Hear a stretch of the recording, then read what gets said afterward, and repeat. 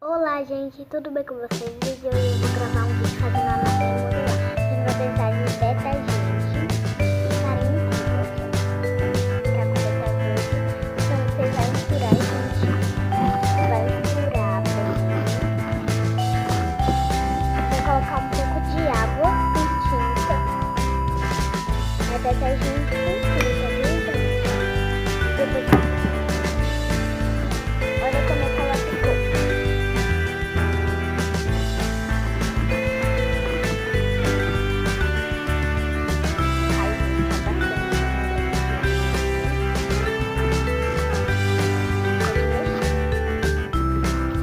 Agora eu vou mexer com a mão. Tem que colocar aqui no potinho ali.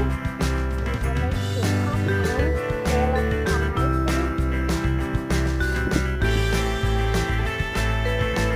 mais gente, vai colocar mais farinha em trigo, pode colocar. Eu vou colocar farinha em trigo mais. Pegar mais farinha em trigo, viu, gente? Espera aí.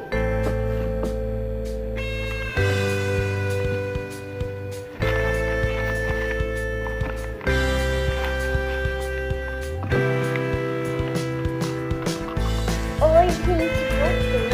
Coloquei só um pouquinho para ela ficar bom.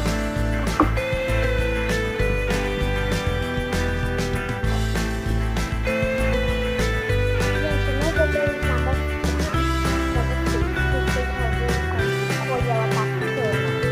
Vocês podem pegar ela com a mão molhada.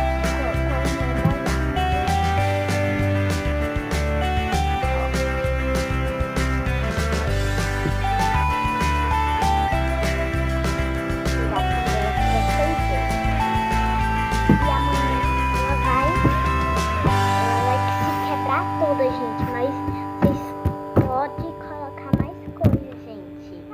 Então, deixa seu like, ó.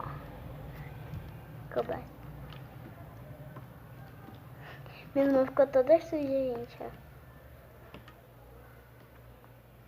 Então, tchau, gente.